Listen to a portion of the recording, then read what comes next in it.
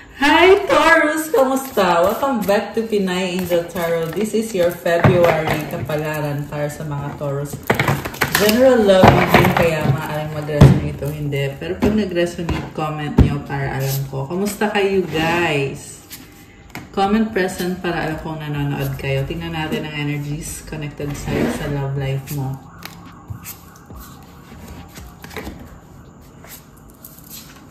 Okay, so angel numbers para kay Taurus. We have 555, change. Change happens outside of your comfort zone. The time for change is now. The angels are whispering for you to trust your path and to learn how to walk it. Take the next step. Allow change to lift you up and guide you forward. Okay, merong pagbabago, malaking transformation na nangyayari sa buhay mo ngayon. At kailangan mong matutunan yung bagong sistema dito sa bagong landas na tatahakin mo. Pwede itong sa career, pwede itong sa love life, or overall sa buhay mo. This can be anything. At yung pagbabago na to ay challenging siya. Oo, mahirap. Pero it will lift you up. Aangat ka dahil sa pagbabago na to. At andyan yung angels mo para gabayan ka. Affirmation, I release all that no longer serves me as I am guided to move outside of my comfort zone and let change in. So, kailangan mo mag-release ng mga, kung meron kang ugali na kailangan mo nang baguhin, or mga tao or sitwasyon na kailangan mo i-let go. So, kailangan mo i-let go yan. At I'm hearing na parang hindi ka sanay pero kailangan mong baguhin. Kailangan mong papasukin yung pagbabago. So, to claim this energy, comment nyo dyan, I release all that no longer serves me. I let change in. Ayan. Isa pa nga, ano pang angel number para kay Taurus ngayon? Okay, 666 reflection. When you allow time for reflection, you allow yourself to see where inner shifts are needed. It's time for you to look at your beliefs and ask, is this serving me or is it time for me to release this? Reflect, refocus, and readjust. Okay, again, this is about releasing. May kailangan ka talagang baguhin sa sarili mo. Pero this is a good time to reflect, mag-isip-isip ka, mag-focus ka ulit, at i-adjust mo yung sarili mo. At kailangan mo daw magkaroon ng reflection or meditation. You have to make time. Affirmation, as I refocus on what serves my highest good, I feel myself shift into my highest self. Wow. So, kumukonect ka sa highest self mo, best version of yourself. At para to sa ikakabuti mo. Kaya i-comment mo dyan, I feel myself shift into my highest self. At i-comment mo din, I allow myself to reflect, refocus, and readjust. Okay, so tingnan natin yung nasa tarot. Overall energy from the bottom of the deck, wow, Sun. This is about positivity, taking action, and clarity. So, there is a change. Okay, may pagbabago. Death. Okay. Meron kailangan magtapos para mangyari yung pagbabago. Four of Swords. Grabe. So, alam mo yung pagbabago na to, napakalaking pagsubok to para sa'yo, Taurus. Magnum opus. Okay? Pero, andun yung feeling na kahit malaking pagsubok siya, pero ang lakas ng confidence mo sa sarili mo. May power ka. Okay, dito kasi magnum opus. Ayan, tingnan nyo yung card. Napakaganda, diba? Ito yung best card sa tarot deck na to. At ito, lumabas siya agad. Ibig sabihin, alam mo kung anong ginagawa mo kahit na kung sa totoong buhay ay mukhang hindi maganda yung pagbabago na yan. Meron kang iiwanan na tao, lugar, or sitwasyon. Parang hindi maganda pakinggan or hindi maganda tingnan. Hindi magandang tingnan. Pero you are ready for it. Kasi meron ka nitong magnum opus. Malalampasan mo to and in fact, you will excel. Kahit na lumabas yung death card, this is a very positive reading kasi nauna yung sun card. So this is also the best card and the happiest card dito sa deck nito. Okay. Grabe ah. So I feel like yung strength mo ay talagang pinaghirapan mo yan eh. Hindi naman yan bigla na lang na nagkaroon ka ng success sa buhay mo. This is something na you really took the time to work on yourself, to improve yourself, to improve your life. Okay. Yung iba sa inyo guys, merong aalis sa work ninyo, magre-resign, maglilipat. Ayan, may mga energies na ganon. So we also have here King of Elixirs, Prince of Candles, Princess of Talismans. May mga pangarap ka sa buhay at gusto mong i-pursue yan. Yung nga lang natatakot ka rin, syempre. Parang nalilito ka, paano mo ba ito sisimulan? You feel small, pero at the same time, hindi rin eh. Kasi with the King of Elixirs, it's showing me na you have earned confidence sa sarili mo when it comes to your dreams, kung ano gusto mong mangyari sa buhay mo. So, I feel like for some of you, may conflict. Kasi as soon as sinimulan ko yung reading nyo, nag-ingay yung mga aso dito sa amin. At kailangan kong i-post yung video.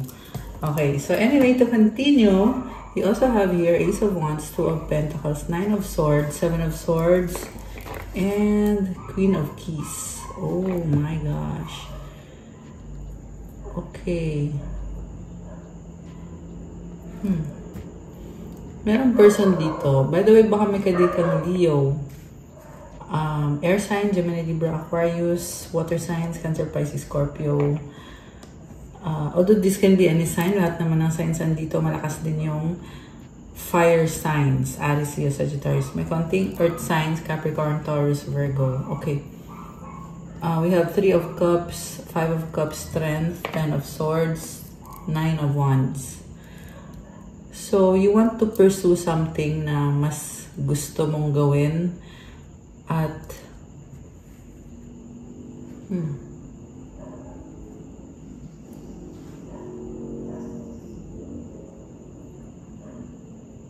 masyado mong ino-overthink or ino-overanalyze mo. Juggling ka dito eh. So, nasa-stress ka, sa totoo lang. Nasa-stress ka sa gagawin mo kasi meron kang ibang gustong i-pursue. At ang nakita ko ngayon ay connected to sa career mo. Okay? When it comes to love life naman, merong person dito na you are attracted sa kanya pero binabalanse mo eh. Kasi parang magkaiba kayo or hindi kayo magkasundo or may times na nag-aaway kayo na tong taong to.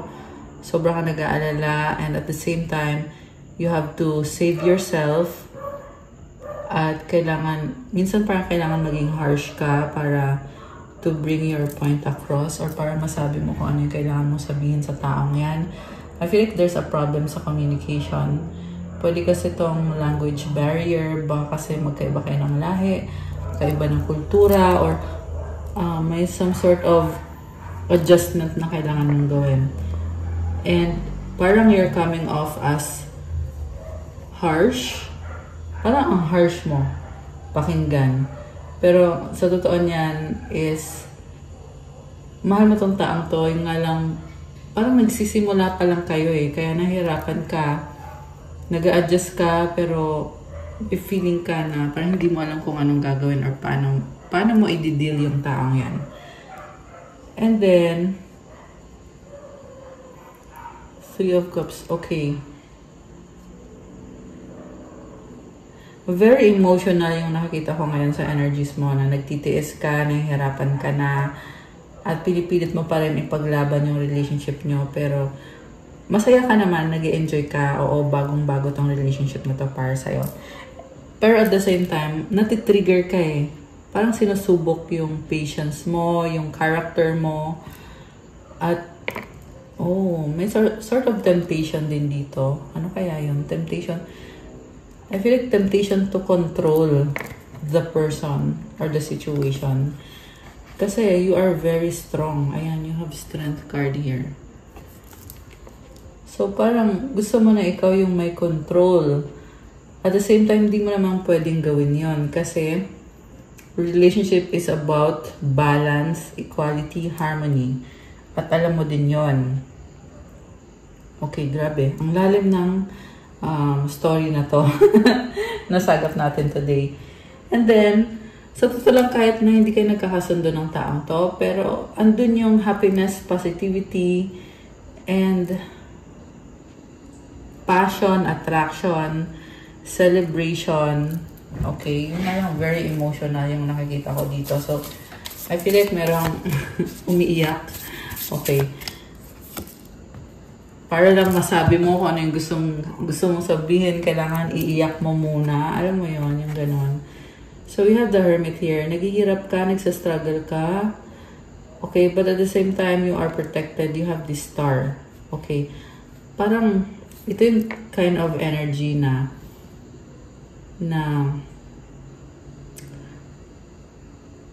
nagsastruggle ka, pero at the same time, sobrang confident ka sa sarili mo. Kaya, hindi mo poproblemahin yan. Masaya ka pa rin. Grabe.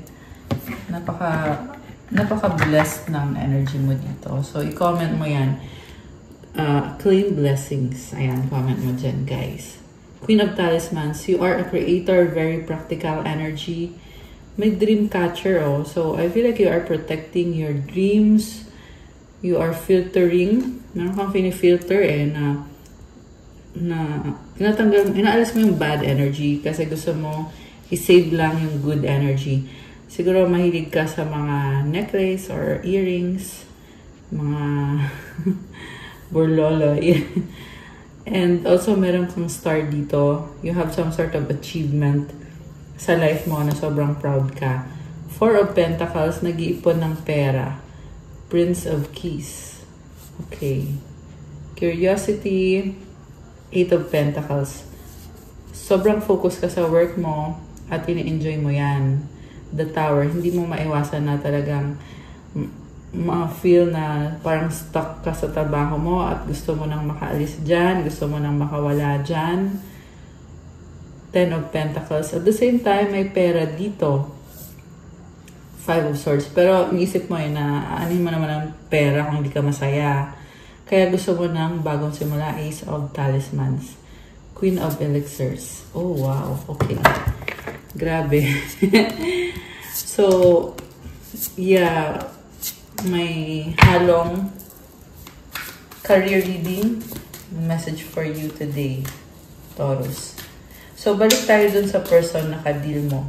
Bakit laging parang mayroong pagtatalo dito? The Devil. Okay, mayroong heavy energy. So, Two of Wands. Kasi nga, stuck eh. Stuck yung situation nyo. Gusto nyong baguhin, kaya kayo hindi nagkakasundo ng taong yan. Pero the intention is to come together and to have a solid relationship. Mataas yung pangarap nyo sa relationship na to. And, yan, nangyayari yung mga challenges kasi you want to fix everything. Kaya parang napipressure tuloy kayo pareho ng taong yan. Baka may kadil kang Capricorn, fire sign, Aries, Sagittarius, although this can be any sign. Okay, yung taong kadil mo, this is someone who is always thinking outside of the box. Kaya parang kakaiba siya para sa'yo. Yeah, Capricorn energy. And at the same time, sobrang balanse. Mukhang mabait naman tong taong kadil mo. Kahit na hindi kayo nagkakasundo. Ayan, natawa ako doon ha. Mabait kahit hindi ka nagkakasundo. Okay. So,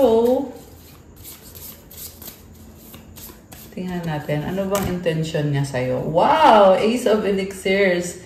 This is an offer, new beginning. Pwede na tong wedding, ano na to? Offer for wedding. Ayan. King of Candles. Oh my gosh. So, I see someone na gusto niyang magkaanak kayo. Gusto niyang parang gusto ng maraming anak. Nakakaloka. Okay. So, si King of Candles is someone very creative and passionate. So, strong yung attraction sa inyo. And this is also someone who will take action. Marami siyang naihanda or inihanda or nakalaan para sa'yo. Grabe, ang bongga naman. And also, I feel like this is someone na financially na-establish na niya yung sarili niya. So, yeah, kung may problem man sa finances, halos wala or very minimal lang. Kasi nakita ko yung confidence dito sa taong to. At also, Ace of Elixirs, excited siya to have a life with you, to have a relationship with you. Na-feel ko talaga dito, sobrang fresh yung relationship. So, marami pa kayong pagdadaanan. At the same time, na-feel niya na excited kayo. Ano bang paparating? Ano bang magiging life niyo together? Ano magiging future niyo together? Okay. At yung intention niya sa'yo is maganda naman. Very fiery, passionate, also very creative. So, this can also be a businessman, someone who wants to create a business with you or a life with you. Okay. Okay. Bakit nandito si Five of Swords? Alam mo, nakita ko dito, nagka-clash pa rin kayo. Merong pag-uusap eh. Pero may nakaharang sa gitna. So, yung isa nagsasalita, yung isa nagsasalita rin. May barrier kayo. So, sabihin na natin na sobrang passionate siya sa'yo, pero merong barrier talaga. Yeah, again, pwedeng language barrier, magkaiba kayo ng lahi, kaya hindi kayo nagkakaintindihan.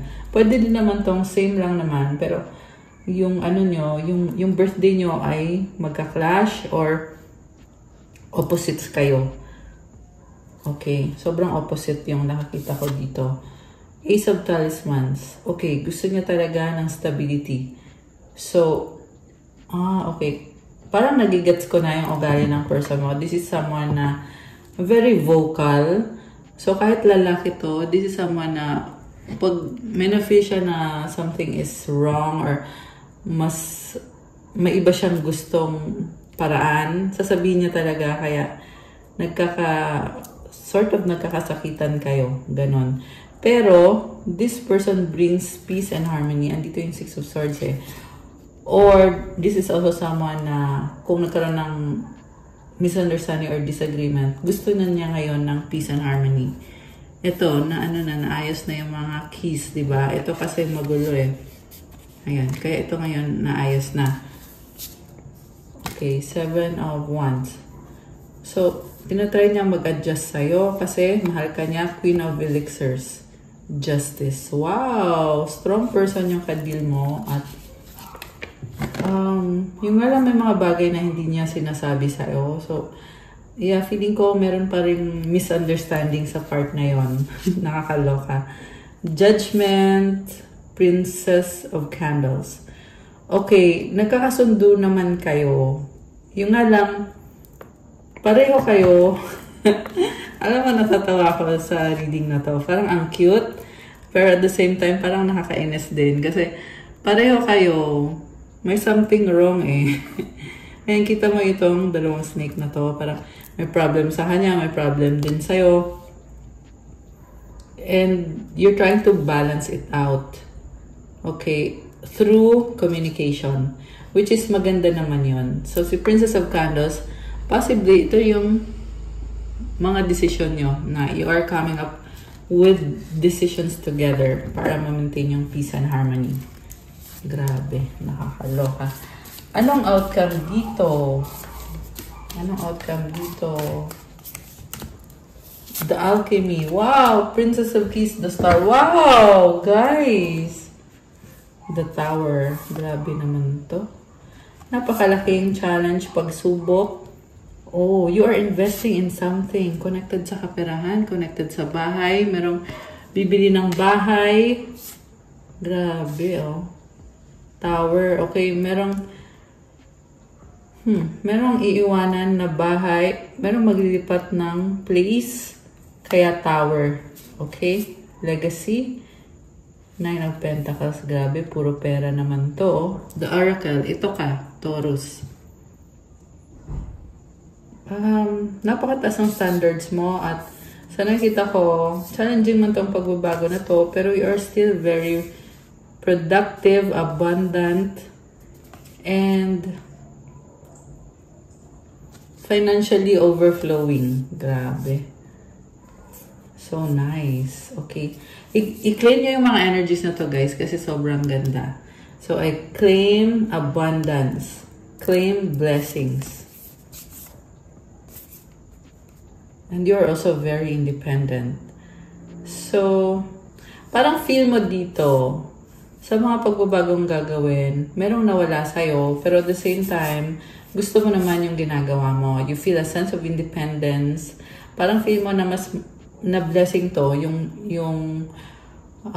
pagbabago na to, blessing siya, at kahit na may nawala sa'yo, you are blessed, and also maraming nangyayari sa buhay mo. 8 of Candles. This can also involve travel, communication, maraming blessings, iba-iba. 3 of Candles. You are collaborating with people and nag-enjoy ka naman kahit na parang very playful tong energy na to, no? Ang daming tao sa paligid mo. Okay, ayun. So, ito naman, sa outcome ng relationship nyo, pareho ay nag-adjust sa isa't isa at sobrang nakakatuwa. Kasi alchemy, it means na, ayun o, balancing ulit. And yung star, wow, I love this. Ang ganda o, infinity symbol. May mga stars. Napakadaming blessings. I-comment mo itong magandang energies na to. So, si Princess of Keys naman, parang andun yung feeling na talagang ini-enjoy mo lang kung anong ganap dito sa connection nyo. Meron kayong minamanifest eh. So, pwede kasi itong you are getting married. Yeah, kasi andito din si The Oracle, which is ikaw yun. Taurus energy. This is about commitment, about beauty. Grabe, full of enjoyment, excitement. So, claim mo yung good energies na yan. Ano mga romance and love energies? Surprise! Oh my gosh! Sabi ko na eh, may wedding dito. So, pwedeng magpo-propose siya sa'yo or tapos na siyang mag-propose sa'yo. Okay, romantic surprise, di ba? Passion, the bottom of the deck. Definitely, sobra kayong na-attract sa isa't isa. What else? Toxicity. Okay, ito na nga yung mga times na nagka-crush kayo, na merong pag-uusap. Okay, naka-reverse yung closure. So, I feel like you have decided na you will work it out. Okay? Kasi closure pero naka-reverse siya eh. So, you have decided na, sige, susubukan natin to. We will make this work out. Relax. Ayan, parang chill na lang kayo. Huwag na kayong mag-ano daw. Huwag na kayong mag-away. Okay. So, kuha pa tayo ng oracle cards. Ano pa ang mga energies connected sa relationship ni Taurus? Police. Oh my gosh. Parang merong nakaabang. Game over.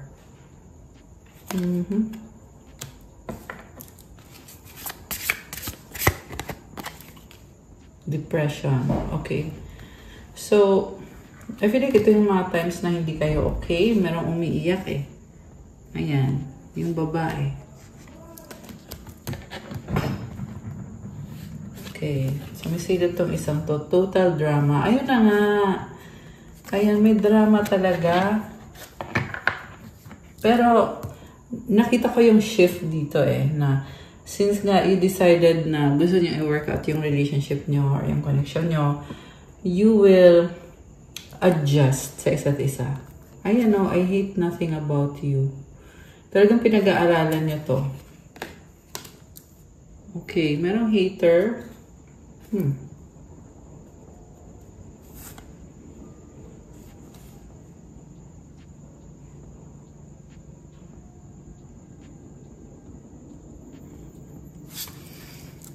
Actually, kanina ko pa nasa-sense to na mukhang merong bad energy sa paligid mo. Lalo na sa work. Ayan. And yeah, mukhang naiinggit, nagsustok sa'yo. Yung taong yon, kung sino man yon, na hindi maganda yung energy niya. So, mensahe. Okay. Okay, or rather more energies pa. Emotions are a natural and necessary part of life, but they can also distort your perception and cloud your vision. In order to see things clearly, you must let go of resentment. So ito na nga po, possible na ito yung kailangan mong i-let go or isa sa kailangan mong i-let go, which is yung parang resentment, galit, yung feeling na hindi kayo nagkakasundo. So kailangan mong i-release yun. Okay? And mukhang nasa process of releasing ka. Na-realize mo na natural na minsan merong mga emotions na ganyan, pero you have to adjust. Beware of what you are projecting, for the qualities you admire in one another are qualities you both possess. Equally so, the qualities you don't like are also your own reflection. So ito na nga yung sinasabi ko na nagka-clash, and I just saw 1, 2, 3 angel numbers. So it's telling me na you should be careful. Ayan, para makaiwas sa pag-aaway. Kasi nagka-clash kayo, di ba?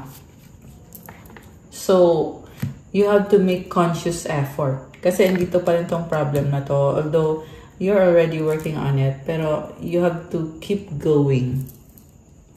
Alright. Anong gustong sabihin sa'yo ng taong to? Tingnan natin.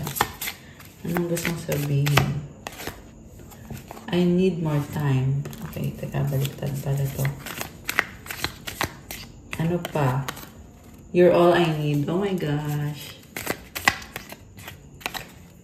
I have hope in us. Wow.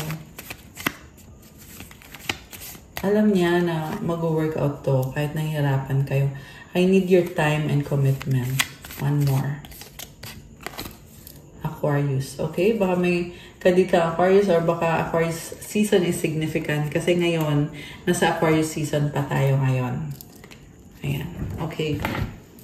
Anong paparating for Taurus and your person? Anong paparating? Date night! Wow! So nice! Get ready to be wine and dined. So, baka belated Valentine's date. Or baka nangyari na. Cycles, fate, karma, something ending, something beginning. So, umuulit-ulit lang daw yung nangyayari. Pag merong magtatapos, merong something new na nagsisimula. Challenges, make a decision, work on your inner healing. So, ang napipick up ko dito is decision connected sa work mo. Okay. Tingnan natin. Gusto kong kumuha na, by the way, lumabas to, I don't believe you. So, yeah, posible na isa din to sa challenges nyo. Yeah, itong love me, oh. Kanina pa lumalabas to. Yeah, definitely so much love. Okay. Gusto kong tingnan, ano ba mga energies ang connected sa'yo ngayon? Using these oracle cards na ginawa ko. Energies connected kay Taurus ngayon. Kuha tayo ng 3. Positivity! Nice! Okay. Isa pa. Deep breathing. Okay. Kasi nakakatanggal ng bad energy to, and you can also welcome new energy, new positive energy if you do this deep breathing.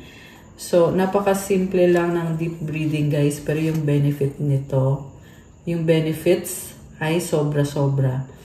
So, ayan, i-try nyo mag-deep breathing to bring positivity into your energy. Yeah, siguro I suggest kung mag-deep breathing kayo, do it for like mga 30 minutes. Na deep breathing lang yun, dire-diretso. Para umepek siya. Pag masyadong na-exe, wala din, halos walang effect, di ba? Or meron man, pero konting-konti lang. So, i-try nyo yung 30 minutes. Okay, isa pang card. Oh, this is 000. It means taking the leap of faith, equivalent to sa the full card, new beginning. Okay, isa pa nga. Clarify yung 000 na card. Oh, good vibes! I love it. Napakaganda ng vibes. Tsaka yung 000, parang ano to parang magaan lang, parang go with the flow, kahit hindi mo alam anong susunod, pero go lang ng go. Okay, so comment, claim good vibes, and claim positivity.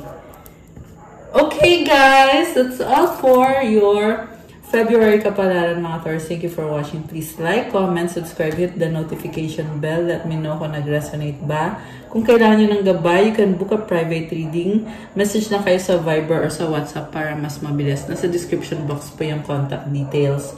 Also, check out my Instagram if you want to start your crystals journey. May mga iba-ibang crystal bracelets na nakapost doon. Marami at iba-iba ng benefits. Merong attract love, attract money, wealth, prosperity, abundance, healing, protection, motivation, mental clarity, to cleanse your chakras. Ayan, at marami pang iba, guys. So, tingnan nyo na lang po doon at pa-follow na din ang Instagram ko kasi kailangan ko yung support nyo.